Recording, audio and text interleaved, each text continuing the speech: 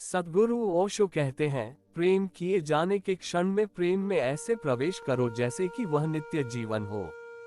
शिव प्रेम से शुरू करते हैं। पहली विधि प्रेम से संबंधित है क्योंकि तुम्हारे शिथिल होने के अनुभव में प्रेम का अनुभव निकटतम है।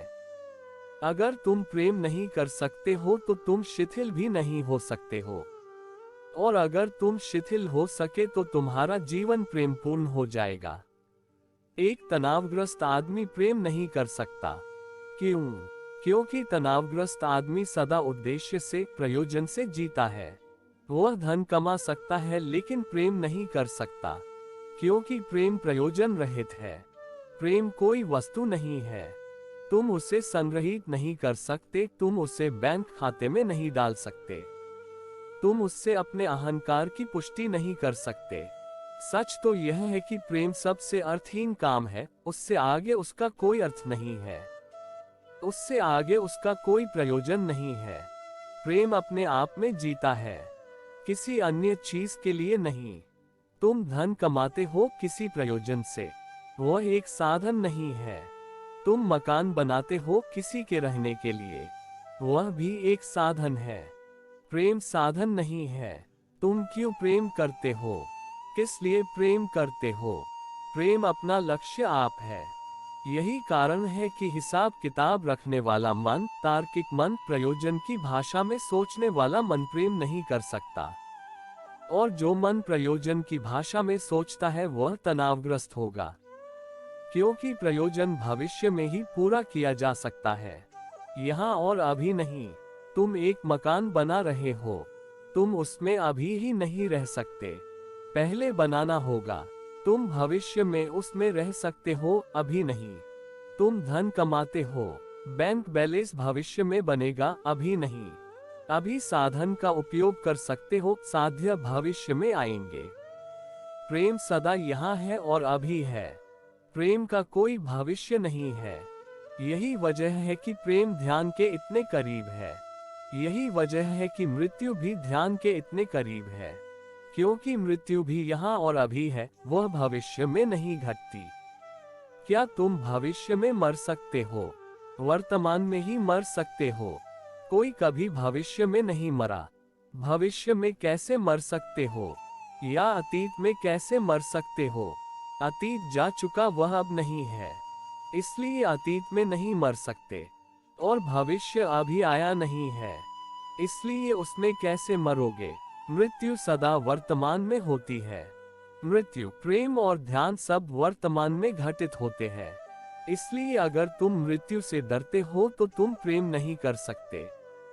अगर तुम मृत्यु से भयभीत हो तो तुम ध्यान नहीं कर सकते। और अगर तुम ध्यान से डरे हो तो तुम्हारा जीवन व्यर्थ होगा। किसी प्रयोजन के अर्थ में जीवन व्यर्थ नहीं होगा। वह व्यर्थ इस अर्थ में होगा कि तुम्हें उसमें किसी आनंद की अनुभूति नहीं होगी। जीवन अर्थहीन होगा। इन तीनों को, प्रेम, ध्यान और मृत्यु को एक साथ रखना अजीब मालूम पड़ेगा। वह अजीब है नहीं, वे समान अनुभव है। इसलिए अगर तुम एक में प्रवेश कर गए तो शेष दो में भी प्रवेश पा जाओगे। शिव प्रेम से शुरू करते हैं, प्रिय देवी, प्रेम किए जाने के क्षण में प्रेम में ऐसे प्रवेश करो जैसे कि वह नित्य जीवन है। इसका क्या अर्थ है? कई चीजें। एक, जब तुम्हें प्रेम किया जाता है तो अतीत समाप्त हो जाता है और भविष्य भी नहीं बचता। तुम वर्तमान के आयाम में गति कर जाते हो, तुम आप में प्रवेश कर जाते हो। क्या तुमने कभी किसी को प्रेम किया है? यदि कभी किया है तो जानते हो कि उस क्षण मन नहीं होता है। यही कारण है कि तथाकथित बुद्धिमान कहते हैं कि प्रेमी अंधे होते हैं, मन शून्य और पागल होते हैं। वस्तुतः वे सच कहते हैं। प्रेमी इस अर्थ में अंधे होते हैं कि भविष्य पर अपने किए का हिसाब रखने वाली आंख उनके पास नहीं होती। वे अंधे हैं क्योंकि वे अतीत को नहीं देख पाते। प्रेमियों को क्या हो जाता है? वे अभी और यही में सरक आते हैं, अतीत और भविष्य की चिंता नहीं करते, क्या होगा इसकी चिंता नहीं लेते। इस कारण वे अंधे कहे जाते हैं। वे हैं जो गणित करते हैं उनके लिए वे अंधे हैं, और जो गणित नहीं करते उनके लिए आंख वाले हैं। जो हिसाबी नहीं है वे देख लेंगे कि प्रेम ही असली आंख है, वास्तविक दृष्टि है। इसलिए पहली चीज कि प्रेम के क्षण में अतीत और भविष्य नहीं होते हैं।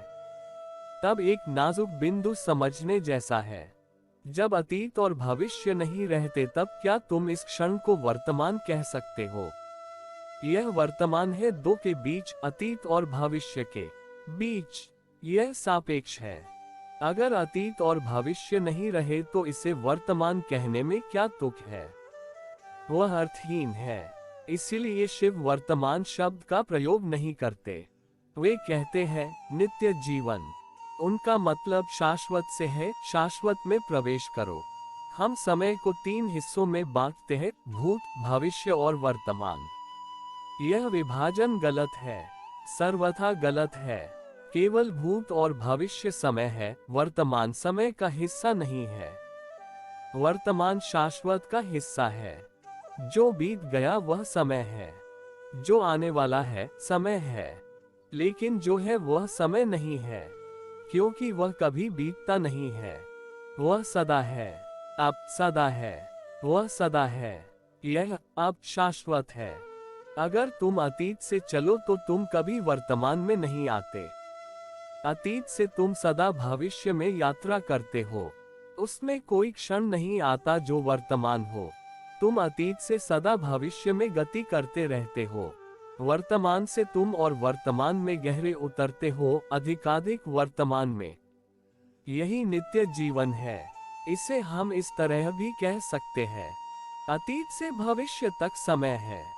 समय का अर्थ है कि तुम समतल भूमि पर और सीधी रेखा में गति करते हो, या हम उसे क्षैतिज कह सकते हैं। और जिस क्षण तुम वर्तमान में होते हो, आयाम बदल जाता है। तुम्हारी गति ऊर्ध्वाधर ऊपर नीचे हो जाती है। तुम ऊपर ऊंचाई की ओर जाते हो या नीचे गहराई की ओर जाते हो, लेकिन तब तुम्हारी गति क्षैतिज या समतल नहीं होती है। बुद्ध और शिव शाश्वत में रहते हैं, समय में नहीं। जीसस से पूछा गया कि आपके प्रभु के राज्य में क्या होगा। जो पूछ रहा था वह समय के बारे में नहीं पूछ रहा था। वह जानना चाहता था कि वहां उसकी वासनाओं का क्या होगा, वे कैसे पूरी होंगी। वह पूछ रहा था कि क्या वहां अनंत जीवन होगा या वहां मृत्यु भी होगी, क्या वहां डक भी रहेगा, और छोटे और बड़े लोग भी होंगे। जब उसने पूछा कि आपके प्रभु के राज्य में क्या होगा, तब वह इसी दुनिया की बात पूछ रहा था। और जीसस ने उत्तर दिया, यह उत्तर जैन संत के उत्तर जैसा है, वहां समय नहीं होगा। जिस व्यक्ति को यह उत्तर दिया गया था उसने कुछ नहीं समझा होगा। जीसस ने इतना ही कहा, वहां समय नहीं होगा। क्यों? क्योंकि समय क्षैतिज है और प्रभु का राज्य ऊर्ध्वगामी है। वह शाश्वत है, वह सदा यहाँ है। उसमें प्रवेश के लिए तुम्हें समय से हट भर जाना है। तो प्रेम पहला द्वारा है। इसके द्वारा तुम समय के बाहर निकल सकते हो। यही कारण है कि हर आदमी प्रेम चाहता है, हर आदमी प्रेम करना चाहता है। और कोई नहीं जानता है कि प्रेम को इतनी महिमा क्यों दी जाती है, प्रेम के लिए इतनी गहरी चाह क्यों है। और जब तक तुम यह ठीक से न समझ लो, तुम न प्रेम कर सकते हो और न पा सकते हो, क्योंकि इस धरती पर प्रेम गहन से गहन घटना है। हम सोचते हैं कि हर आदमी जैसा वह है प्रेम करने को सक्षम है। यह बात नहीं है, और इसी कारण से तुम प्रेम में निराश होते हो। प्रेम एक और ही आयाम है। यदि तुमने किसी को समय के भीतर प्रेम करने की कोशिश की तो तुम्हारी कोशिश हारेगी। समय के रहते प्रेम संभव नहीं है। मुझे एक कथा याद आती है। मीरा कृष्ण के प्रेम में थी।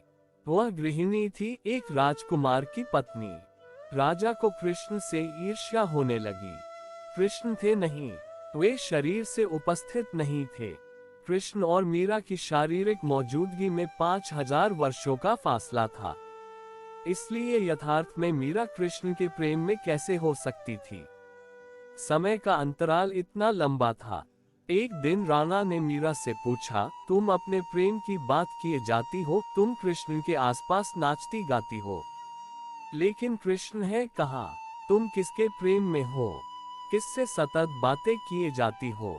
मीरा ने कहा, कृष्ण यहाँ है, तुम नहीं हो, क्योंकि कृष्ण शाश्वत है, तुम नहीं हो, वे यहाँ सदा होंगे, सदा थे, वे यहाँ हैं, तुम यहाँ नहीं हो। एक दिन तुम यहाँ नहीं थे, किसी दिन फिर यहाँ नहीं होगे। इसलिए मैं कैसे विश्वास करूं कि इन दो अनस्तित्व के बीच तुम हो? दो अनस्तित्व के बीच अस्तित्व क्या संभव है? राणा समय में है और कृष्ण शाश्वत में है। तुम राणा के निकट हो सकते हो, लेकिन दूरी नहीं मिटाई जा सकती। तुम दूर ही रहोगे, और समय में तुम कृष्ण से बहुत दूर हो सकते हो, तो भी तुम उनके निकट हो सकते हो। यह आयाम ही और है।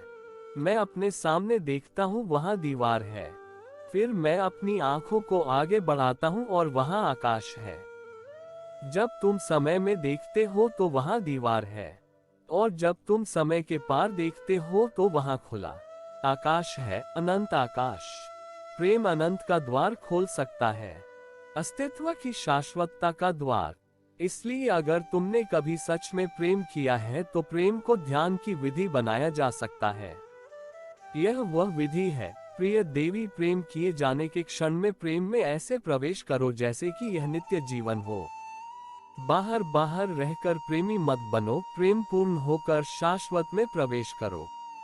जब तुम किसी को प्रेम करते हो तो क्या तुम वहां प्रेमी की तरह होते हो? अगर होते हो तो समय में हो और तुम्हारा प्रेम झूठा है, नकली है। अगर तुम अब भी वहां हो और कहते हो कि मैं हूं, तो शारीरिक रूप से नजदीक होकर भी आध्यात्मिक रूप से तुम्हारे बीच दो ध्रुवों की दूरी कायम रहती है। प्रेम में तुम न रहो, सिर्फ प्रेम रहे, इसलिए प्रेम ही हो जाओ। अपने प्रेमी या प्रेमिका को दुलार करते समय दुलार ही हो जाओ। चुंबन लेते समय चूमने वाले या चूमे जाने वाले मत रहो, चुंबन ही बन जाओ। अहंकार को बिल्कुल भूल जाओ, प्रेम के कृत्य में घुल मिल जाओ। कृत्य में इतनी गहरे समा जाओ कि करता न रहे। और अगर तुम प्रेम में नहीं गहरे उतर सकते तो खाने और चलने में गहरे उतरना कठिन होगा, बहुत कठिन होगा, क्योंकि अहंकार को विसर्जित करने के लिए प्रेम सबसे सरल मार्ग है। इसी वजह से अहंकारी लोग प्रेम नहीं कर पाते। वे प्रेम के बारे में बातें कर सकते हैं, गीत गा सकते हैं, लिख सकते हैं, लेकिन वे प्रेम नहीं कर सकते। अहंकार प्रेम नहीं कर सकता है। शिव कहते हैं, प्रेम ही हो जाओ।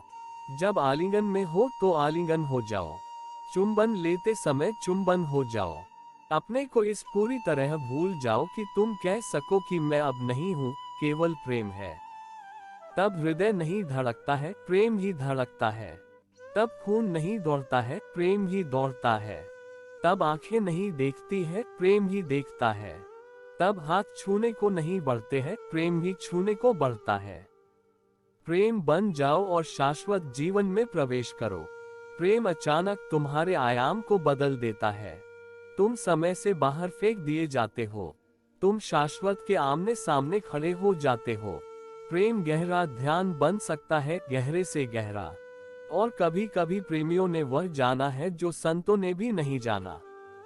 कभी कभी प्रेमियों ने उस केंद्र को छुआ है जो अनेक योगियों ने नहीं छुआ। शिव को अपनी प्रिय देवी के साथ देखो, उन्हें ध्यान से देखो। वे दो नहीं मालूम होते, वे एक ही है। यह एकांत इतना गहरा है। हम सब ने शिवलिंग देखे हैं। ये लैंगिक प्रतीक है, शिव के लिंग का प्रतीक है, लेकिन वह अकेला नहीं है, वह देवी की योनि में स्थित है। पुराने दिनों के हिंदू बड़े साहसी थे। अब जब तुम शिवलिंग देखते हो तो याद नहीं रहता कि यह एक लैंगिक प्रतीक है। हम भूल गए हैं, हमने चेष्टा पूर्वक इसे पूरी तरह भुला दिया है। प्रसिद्ध मनोवैज्ञानिक जुंग ने अपनी आत्मकथा में अपने संस्मरणों में एक मजेदार घटना का उल्लेख किया है। वह भारत आया और कोणार्क देखने को गया। कोणार्क के मंदिर में शिवलिंग है। जो पंडित उसे समझाता था उसने शिवलिंग के सिवाय सब कुछ समझाया। जुंग तो सब जानता था, लेकिन पंडित को सिर्फ चिढ़ाने के लिए पूछता रहा कि ये क्या है। तो पंडित ने आखिर जुंग के कान में कहा कि मुझे यहाँ मत पूछिए, मैं पीछे आपको बताऊंगा। यह गोपनीय है। जुंग मन ही मन हंसा होगा। ये है आज के हिंदू। फिर बाहर आकर पंडित ने कहा कि दूसरों के सामने आपका पूछना उचित न था। अब मैं बताता हूँ। यह गुप्त चीज है। और तब फिर उसने जुंग के कान में कहा, यह हमारे गुप्तांग है। जुंग जब यहाँ से वापस गया तो वहाँ वह एक महान विद्वान से मिला। पूर्वीय चिंतन मिथक और दर्शन के विद्वान हेनरिक जिमर से। जुंग ने यह किस्सा जिमर को सुनाया। जिमर उन थोड़े से मनीषियों में था जिन्होंने भारतीय चिंतन में डूबने की चेष्टा की थी। और वह भारत का, उसकी विचारणा का, जीवन के प्रति उसके अतार्किक रहस्यवादी दृष्टिकोण का प्रेमी था। जब उसने जुंग से यह सुना तो वह हंसा और बोला, बदलाहट के लिए अच्छा है। मैंने बुद्ध, कृष्ण, महावीर जैसे महान भारतीयों के बारे में सुना है। तुम तो सुना रहे हो वह किसी महान भारतीय के संबंध में नहीं, भारतीयों के संबंध में कुछ कहता है। शिव के लिए प्रेम महाद्वार है।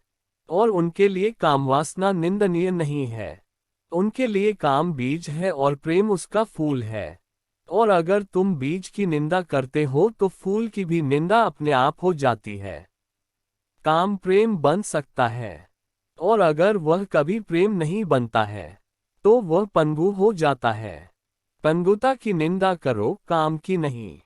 प्रेम को खिलना चाहिए, उसको परम प्रेम बनना चाहिए। और अगर यह नहीं होता है तो यह काम का दोष नहीं है, यह दोष तुम्हारा है। काम को काम नहीं रहना है। यही तंत्र की शिक्षा है। उसे प्रेम में रूपांतरित होना ही चाहिए।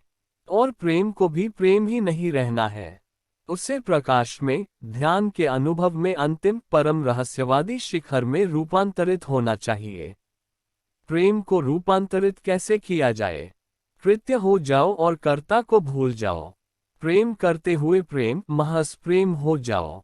तब यह तुम्हारा प्रेम, मेरा प्रेम या किसी अन्य का प्रेम नहीं है। तब यह मात्र प्रेम है, जबकि तुम नहीं हो, जबकि तुम परम स्रोत या धारा के हाथ में हो। जबकि तुम प्रेम में हो, तुम प्रेम में नहीं हो, प्रेम ने ही तुम्हें आत्मसात कर लिया है। तुम तो अंतर्धान हो गए हो, मात्र प्रवाहमान ऊर्जा बनकर रह गए हो।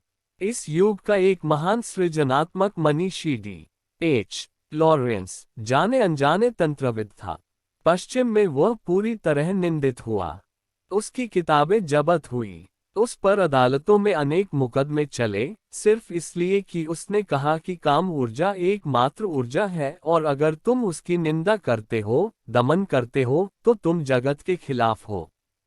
और तब तुम कभी भी इस ऊर्जा की परम खिलावट को नहीं जान पाओगे। और दमित होने पर यह कुरूप हो जाती है। और यही दुष्चक्र है। पुरोहित, नीतिवादी, तथाकथित धार्मिक लोग, पोप, शंकराचार्य और दूसरे लोग काम की सतत निंदा करते हैं। वे कहते हैं कि यह एक कुरूप चीज है। और तुम इसका दमन करते हो तो यह सचमुच कुरूप हो जाती है। तब वे कहते हैं कि देखो, जो हम कहते थे वह सच निकला। तुमने ही इसे सिद्ध कर दिया। तुम जो भी कर रहे हो वह कुरूप है और तुम जानते हो कि वह कुरूप है। लेकिन काम स्वयं में कुरूप नहीं है। पुरोहितों ने उसे कुरूप कर दिया है। और जब वे इसे कुरूप कर चूकते हैं तब वे सही साबित होते हैं। और जब वे सही साबित होते हैं तो तुम उसे कुरूप से कुरूपतर किए देते हो। काम तो निर्दोष ऊर्जा है। तुम में प्रवाहित होता जीवन है, जीवंत अस्तित्व है। उसे पंगु मत बनाओ। उसे उसके शिखरों की यात्रा करने दो। उसका अर्थ है कि काम को प्रेम बनना चाहिए। फर्क क्या है? जब तुम्हारा मन कामुक होता है तो तुम दूसरे का शोषण कर रहे हो। दूसरा मात्र एक यंत्र होता है जिसे इस्तेमाल करके फेंक देना है। और जब काम प्रेम बनता है तब दूसरा यंत्र नहीं होता, दूसरे का शोषण नहीं किया जाता, दूसरा सच में दूसरा नहीं होता। तब तुम प्रेम करते हो तो यह स्वकेंद्रित नहीं है। उस हालत में तो दूसरा ही महत्वपूर्ण होता है, अनूठा होता है। तब तुम एक दूसरे का शोषण नहीं करते, तब दोनों एक गहरे अनुभव में सम्मिलित हो जाते हो, साझीदार हो जाते हो। तुम शोषक और शोषित न होकर एक दूसरे को प्रेम की और ही दुनिया में यात्रा करने में सहायता करते हो। काम शोषण है, प्रेम एक भिन्न जगत में यात्रा है। अगर यह यात्रा क्षणिक न रहे, अगर यह यात्रा ध्यानपूर्ण हो जाए, अर्थात अगर तुम अपने को बिल्कुल भूल जाओ और प्रेमी प्रेमिका विलीन हो जाए और केवल प्रेम प्रवाहित होता रहे, तो शिव कहते हैं शाश्वत जीवन तुम्हारा है।